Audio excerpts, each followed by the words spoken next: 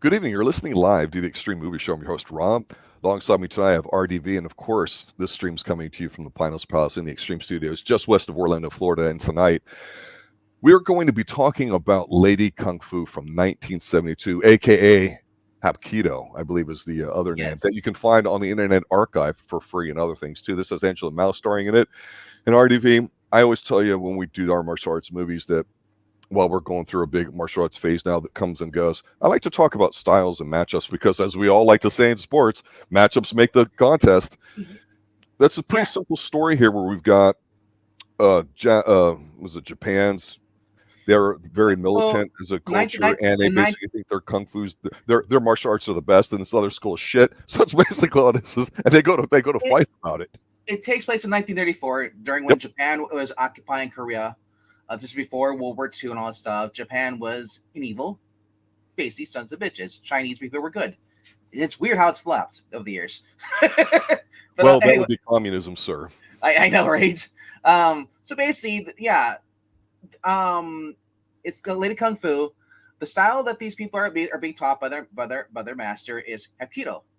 Hapkido, the definition for those who don't know it is, it basically plays long range and close range fighting techniques, utilizing jumps, kicks, hand strikes. Basically, it's grappling, throwing techniques, kick punches, and other striking attacks. It's a self defense. Um, and they are the underdogs in this. But what I like about this movie the most is that you have three different people. Take Ignore the fact that she's even a girl. You have three different people, different personalities, and they were basically went to China. They're supposed to like to pay respects and go, and then everybody in the school, and then start teaching Hapkido. And the only problem is that they all have three different personalities. The main guy in this movie, or at least he was played by Carter Wong. That is Kao The, Cheng. Kao Cheng is kind of like the unspoken leader of their group of friends. the He's strong, quiet, silent type. reserved, yeah. And he's kind of like he's rational, and he's a really good fighter. Then you have Sammo Hung's character, who is just brash and cannot stand for injustice, so he goes in without thinking because he reacts. And then you get to Angel Mao's character, where he is good at being evasive and also observing, looking for ways to escape. So you think all three of them back to back should be able to take out everybody. The problem is that they each are fighting separately because the situations arise. You Hmm. got this group in Japan, and they're in China. Japan, they got this group of Japanese thugs who are basically terrorizing the town that they're in. Sammo Hung gets dragged into defending a woman who's being molested and an old man who's basically owns a restaurant by these two Japanese thugs. Basically, refuse to pay. We're gonna cause scene. He beats crap out of him. Because of this, it starts a whole chain of events. Uh, and then you find out later that these guys come to their dojo, and it's a really good choice for Sammo Hung to play this type of character. I agree with you. Yeah, it really fits him because he has a sense of honor in most of his movies. But holy crap! I mean, like this is a brutal movie. It was released the same time as what was the other one we just did? Lady Whirlwind. Hmm. You can actually get it on a Blu-ray together collection back to back. And we reviewed Lady Whirlwind. I thought that was a fantastic movie. This stands on its own two legs as well for me as well. Um, I want to point out to some of the actors here because we got Sammo Hung. We mentioned him. This is like one of his earlier known appearances. We also have Jackie Chan makes an appearance here, so is Yuen Bao, but you don't really see them because they're one of the evil Japan extras. The Hmm. clan, the Bear Clan, which is basically a group of thugs, and but there is the one guy, Cutter Wong. He's the guy he plays Kao Chang in here. He's one of the older of And the three he's the guy, friends. if you guys remember from the 1980s, Big Trouble in Little China. He's been in over 70 different martial art films. Hmm. There's even a bad guy in here who's kind of like he's like the second in command. Who basically beats the crap out of Carter. That guy's been over 100 different martial arts films. He's currently in his 80s, where Sam or the other guy is like in his 70s. So Mhm. you kind of get the idea, how young these people were back then in 1972. I love this because we always talk about when it comes to a woman fighting against other guys. She's not straight up like, I'm just beating the shit out of you. She She can takes a hold her own. beating. She takes a beating. She can hold her own. Yep. It's believable. Uh, the other thing about this movie, which kind of caught me off guard, was the wiring, the high wire stuff. As far as I didn't like it, and it's I here. It did catch me off guard too. so it did not catch you out of guard in a bad way. I actually thought it worked better. It's better than Crouch Tiger, Hidden Dragon, where they go whoa, slow motion and flip. Right. I liked it because she jumps up and she runs, in the very beginning, and they're in a practice match, and she looks for a place to get out of here. I thought that was okay. I didn't mind that. It wasn't like 20 minutes of that. It was only like a few minutes, or a few clips, Mm-hmm. So that doesn't bother me. But overall, though, this was I had a lot of fun with this. There's like 3 huge like fight scenes in here. There's one at you could say one's the bar. Yes. The other one would be the market scene, and then kind of like then the actually I think about there's 4 actually where our Kao Chang, whatever name it, gets his ass beat in the Japanese clan's group, their little dojo. He takes on everybody, and then he seems to hold his own. And then the last one is at the end. So like if you're looking for martial arts, this has a lot of it, and it's not like okay, like I've seen this before, so it's really cool. One thing I think that stood out about the scenes, and you're right about the 3 or 4 big fights here, is that we get the big fight at the end, right? We get the opening gambit, right? So it demonstrates the 3 different characters. So if you don't remember their names, to your point, you remember, okay, this one's the fiery one, this one's the calm, cool, collect one, and she's kind of like the little sister in between, right? So it's easy to follow. You go, that these 2 goofball guys that look like they're 120 pounds soaking wet. You go, yeah, it's a little bit fighting most of them because they're not big dudes. It's the fighting part to it. You take away the wire work, forget all that. There's a little sword work at the end, technically, but really it's mostly hand to hand. The striking and the kicking were different than what we've seen before. I'm not saying we haven't seen some of that from Sammo, but I think the way it was filmed looks a little bit different too, because it doesn't look like it was sped up. But this is just a little bit different. I don't know if this is a Golden Harvest thing or this particular group of people. It's different than what we've seen with the Jackie Chan films. We see a lot of the tumbling, of course, when they get kicked, but the sounds too was incredible. But I felt like there was a frenetic pacing to it, which I liked, that really amped up with a bit of a pause. And I mentioned this before when we talked about Blade with Wesley Snipes, how that has it in there. But some things it's just fight, and then maybe people yelling and screaming and something happening.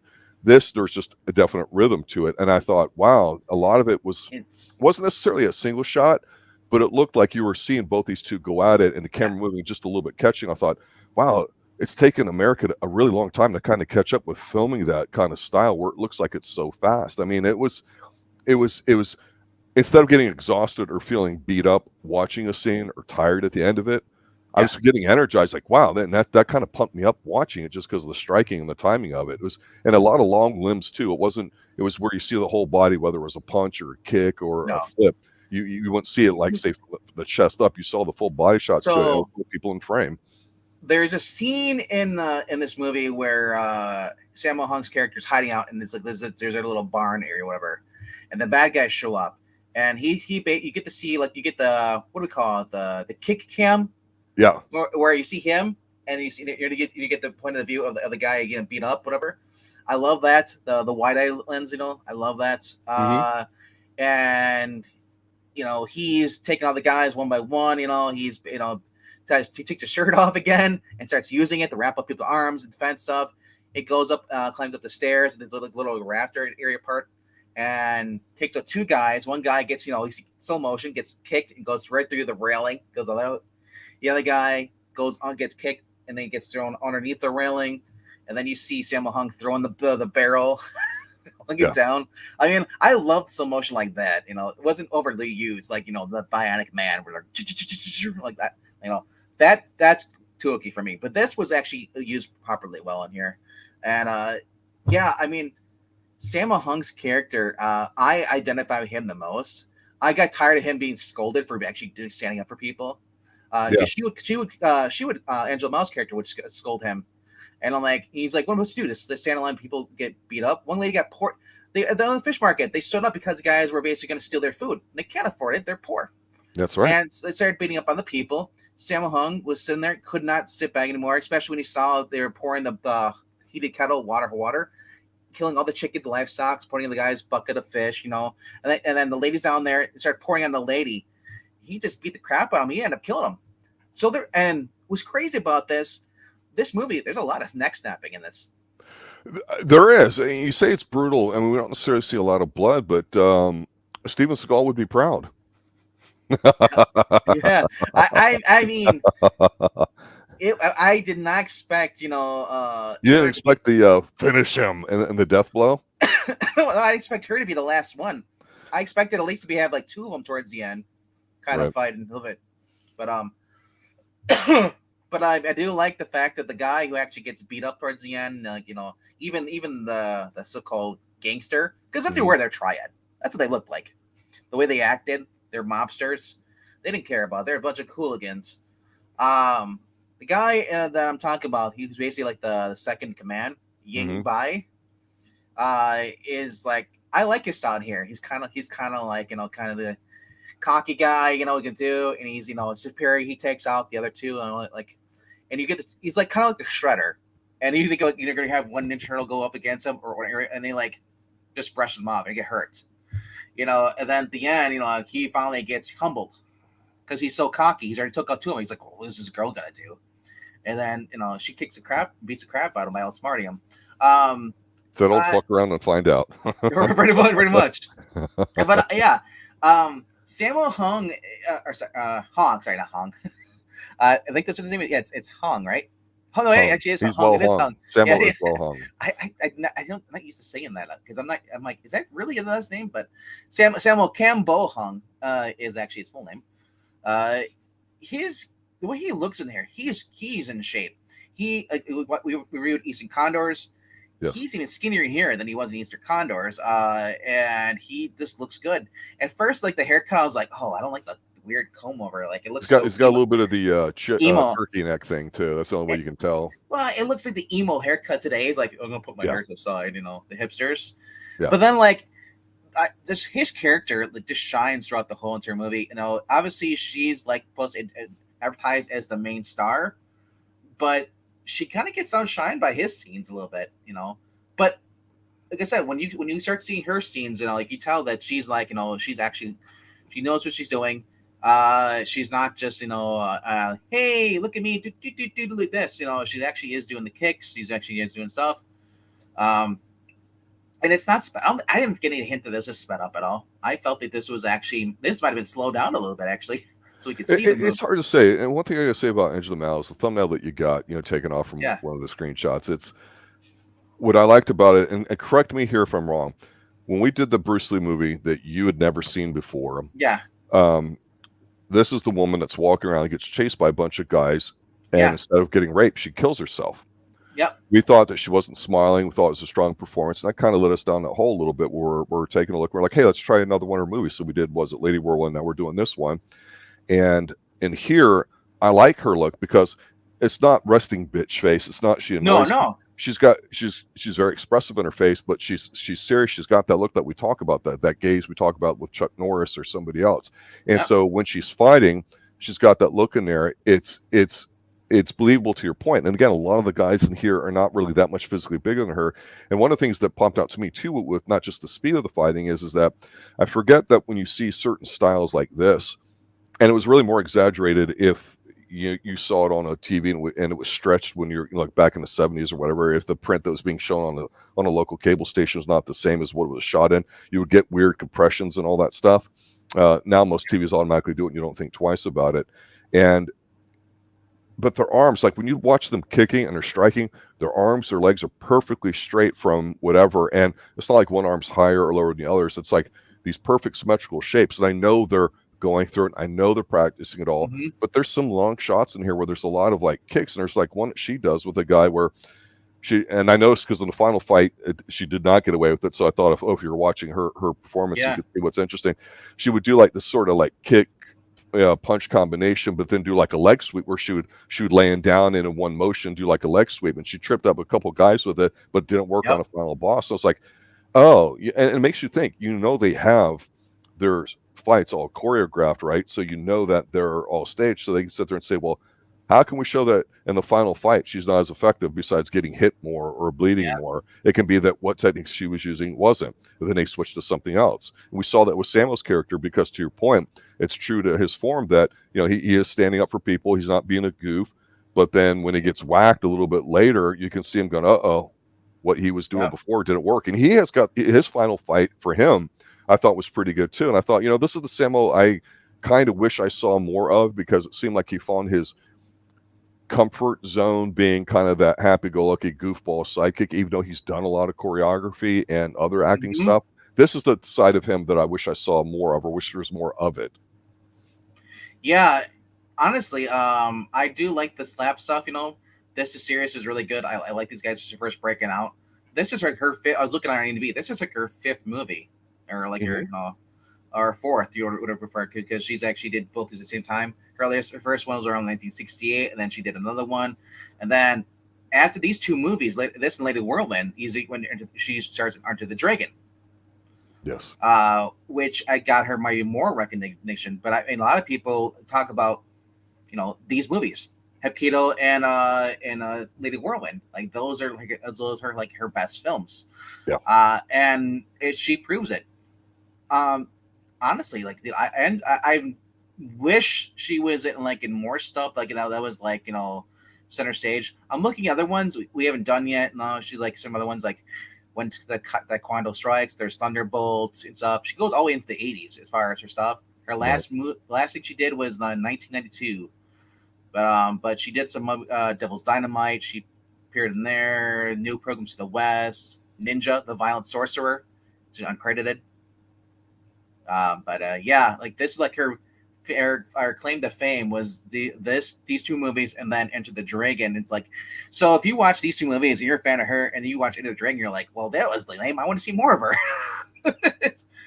It kind of sours the movie a little bit more for me, because seeing how she can do all this, and then she has that cool scene. I still say Enter the Dragon. She steals that whole entire first half of the movie with her scene being chased, fighting. That's a great scene. Yeah. Yeah. And then you got, what was the other guy? John, I forgot what his name was. It was in Enter the Dragon as well with her. You mean John Saxon? John Saxon. I was going to say John Sable. It's totally person. John Stamos is not in that film, sir. No, John Sable is a comic book character. I know. No. But honestly, this was fun. This is a good pace, good simple story enough. I want, if anybody knows any more movies like this with me, that's male or female leads like this, which are similar, let us know down in the comment section down below. I always liked watching some of stuff like Sister Street Fighter, the girl movies, because there's a lot of the guys kind of like they copy each other. Like you get the same fighting styles, same movies, and Crazy Tonight, King or whatever it's like, and it's kind of like the same film. It's just that it's a different person, or it's the same person just doing the same film 12 times. So I'm glad that we're able to we were able to Enter the Dragon, introduce me to her, either review these movies, because these have been fun.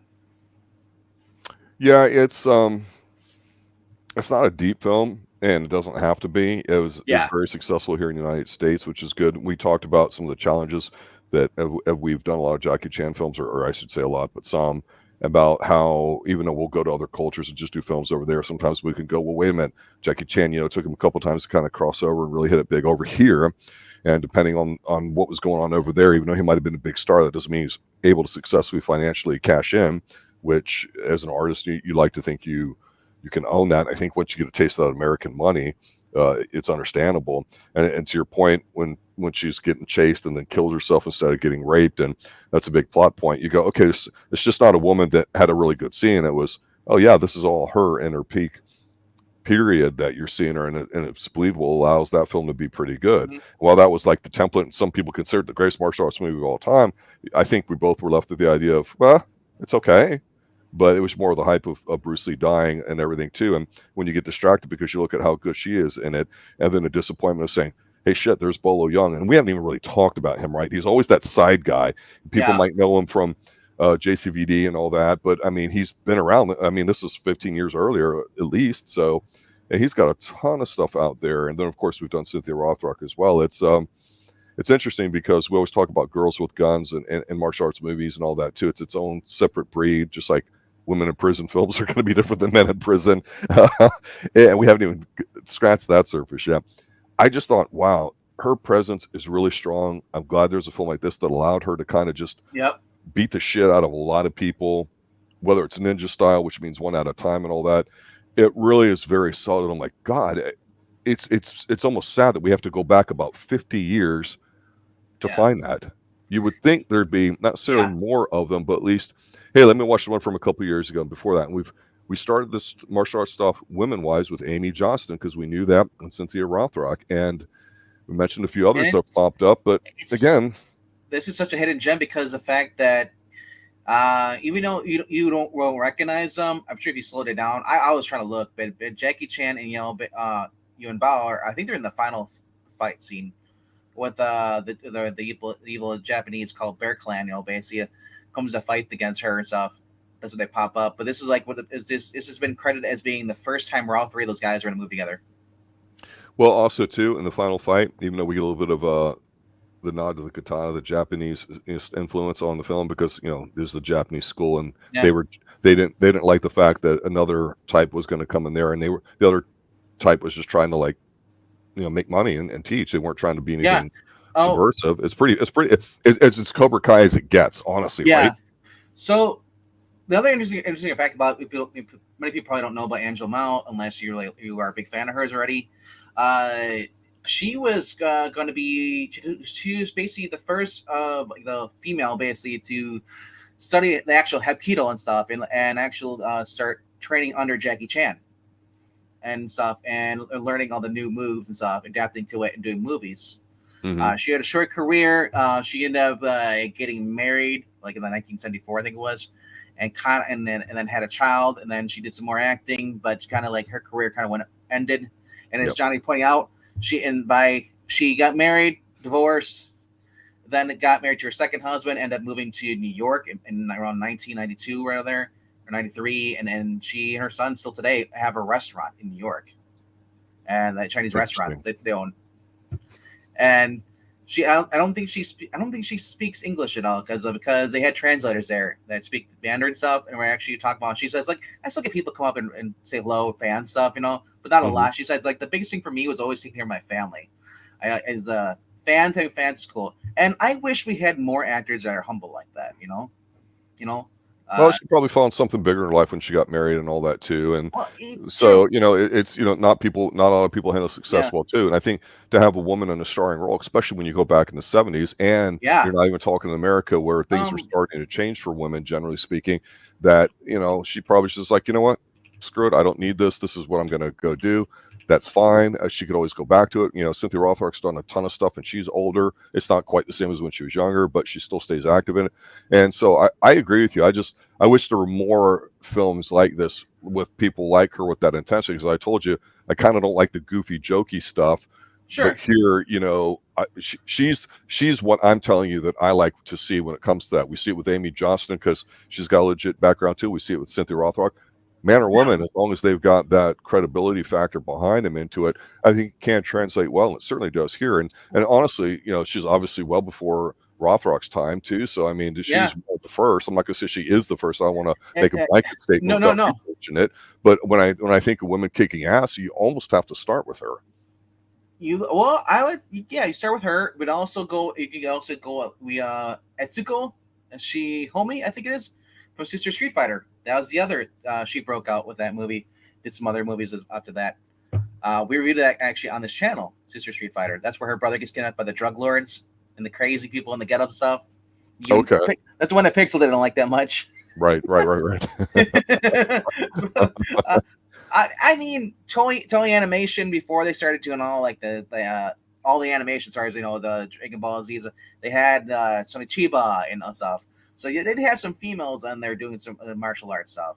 So it's not like she's one of the first. She's not the first I think of, But I mean, recently though, because Orange and the Dragon, yes, she's the first one that comes to mind.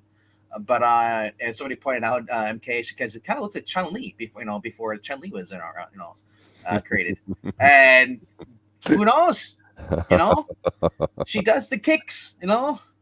Uh, honestly, this has been a fun movie, and I looking forward to basically in the future reviewing more of these. Um, I would hope to do some more martial art movies. I mean, I don't know if that's what everybody wants now. I mean, because we are trying to not just speak exclusively martial arts, but it seems like We're just in our space. That's how it goes. yeah. Recently, it says yeah. Since what was it Dragon Fist? I think is the one we did with Jackie Chan. Got 1,000. It seems like everybody's like, dude, give us more martial arts stuff. We don't care about anything else, which is cool to see. I mean, but eventually we'll run out. And they're like, Yeah, we don't. Yeah, we don't chase. I mean, that's just kind of yeah, how it is. But we're having no, fun with it. no. But I mean, I do like seeing 300 views, 300 views, 300 views. Well, here's the thing: you could go watch The Fall Guy, whatever, Yeah, or you could watch this. I mean, if Lady Kung Fu was playing in a theater, something the modern version of it, let's say, no woke messaging, none of that kind of yeah, stuff, yeah, I'd be like, okay, I want to go see it. Oh, she was pretty good in it. Next one she does, dude. I'd go see that. I was going to ask you because I know at one point on your other channel, Yeah, besides this one that we do here, you reviewed at least season 1 of the Kung Fu second reboot, the female-oriented yeah. version. CW version of Kung Fu. Yeah. Now, I'm not. That that I was didn't see it. I can't say anything. I told you everything I've said about it. I've based on the trailer because I love the original one with David Carradine, who you don't have to know it to represent it and do all that too. This lady knows it and all that too. I imagine that show, regardless of how good or how bad it did, that doesn't even compare to the quality of what we see in this film. Is that correct? well, obviously yes. Because you get the choreography, more and stuff. Those a lot of people were not martial artists, so all there was the women that were on that show that were doing the fighting actually were taking classes and actually were doing stuff, so it wasn't too bad. It wasn't Cobra Hmm. Kai level, but it was kind of like the early seasons of Arrow when they start doing like you can tell it's a choreography dance. Yep. But I mean, as far as story goes for that CW Kung Fu show, it wasn't too bad at all. And I mean, it wasn't the best, but it was watchable for me. Pixel reviewed it, and it was more supernatural. It wasn't like where the original one was like it wasn't really supernatural. It's this guy who's wandering, helping out people. It was basically a reboot with a female lead, and she had supernatural powers. And then it built up to other people wanting to get powers for himself and to become immortal and stuff. It just basically kept building up, building up. So it was. So I respect him for that, for basically not trying to reboot the original and then just butcher it by making it like I don't need no man. But overall, fun. But as far as this, if this ever comes in a theater, and it's Hapkido and then Lady Whirlwind, I'm watching that back to back. I'm watching both these in theater. I would love to do. It's definitely an above average film. It's definitely one that you can sit there, check your brain, and just enjoy watching the human form, in movement, doing it. Whether you don't have to get too emotionally involved in the story and all that too. It's Yeah. later World One with that was the one with the fight scene at the river at the very end. It was kind of brutal. I mean, that was kind of I Yeah. like that. She This kicks him in one's the sky and yeah. I mean, she's an ass kicker. I like her. And again, this so picture right here, that's what I want when I want to see people fight. And you know what? We just want to see people get their ass beat, and we want to see people do. We want to see people fighting. We want to see people that are good at what they're doing, basically saying, "Hey, show me. I'm better than you. No, let's do it. Let's do it." And it's Cobra Sammo, Kai. Even though as much as it's enjoyable, it just doesn't deliver yeah, the same kind of ass kicking kind of outlet that you get watching this film. yeah. When it comes to Sammo Hung, though, both these movies, he dies, both of them. If he dies, he dies. Well, I mean, he was still kind of like I said. He got enough. He got to a big part of the movie. He was a very standout character, and honestly, I do like him. See when he's the lead, but I don't mind him being a side character. I don't either. I mean, there was one movie here where he was kind of like he played a big old kid. And he wasn't that bright. I'm not sure if he was supposed to have Down syndrome or whatever. I think it was one of the Jackie Chan films.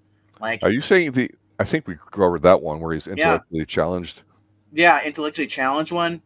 And I forget. I think was it Jackie Chan or was it somebody else? I can't remember what it was. But he's played some interesting characters. But I mean, when you see him in these early movies, like Sammo Hung was in Enter the Dragon the year after this. And he had a fights against and he was actually really good. I like seeing him in that, but I mean, I can't lie. I like seeing him in like movies where he's like Eastern Condors, where he's kind of like a con man. You know, Yep. I love that too. I mean, it's kind of like we call him Korean Chuck Norris. Don Lee currently, he's played some serious roles, but he's also played some roles where he's kind of like not that he's kind of a bumbling idiot. And these are both likable characters, likable actors. Like I said, I like that people who are able to do more than one just type of stuff. You know, Jackie Chan is excelled at this basically taking the seriousness, but also putting in some of like the jokes. And I think that's what really helped out a lot of the big scene of the Hong Kong martial arts, and that's why a lot of the Golden Harvest had a lot of good movies. So, well, we'll see as we keep diving into it. We'll probably do the Outlaws at some point here soon, and as we've been rotating through some women, and we'll take it from there. Just there's definitely not been a lot of movies over the summer we've been excited to see, but I'm sure we'll still try to be covering some as well too. I'm looking at there are some more sister Street Fighters. Yes, there are. All right. Any other final thoughts? Anything you need to plug? Not much. For those who are watching over, you go over to I Love Comics. We're trying to raise some money from our friend Marania over there. So if you can, please go stop over. It's gonna be a variety stream. They're already streaming right now. Other than that, we'll see you on Tuesday. All right. Have a good night, ladies and gentlemen. Thanks for watching, listening, getting word about the Extreme Movie Show here too. Outlaws has been our shortlist, John. I know that you've mentioned it before too. So, yeah, Nick Cage has already been brought up. He always is, thanks to the young 20-something Professor Pixel, who eventually needs to join us on these second streams that we have. If you haven't heard or known about it, guys, we just did the very first pilot episode, movie-wise, of Columbo, as we've already done season 1. So we're going back and doing the 2 pilot movies that did it. So incredible performance by Gene Barry, one of the most best episodes I've seen of Columbo and television in general. That's how strong it is. A little bit different than the season 1. Definitely a lot darker and a bit more brutal. And that's all I'm going to say about that. But that's already live as well. So we'll see you Tuesday night for another movie here on the Extreme Movie Show. Good night now. Later, guys.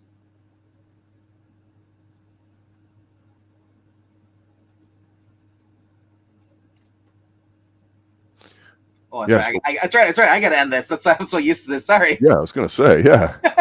Good night, guys.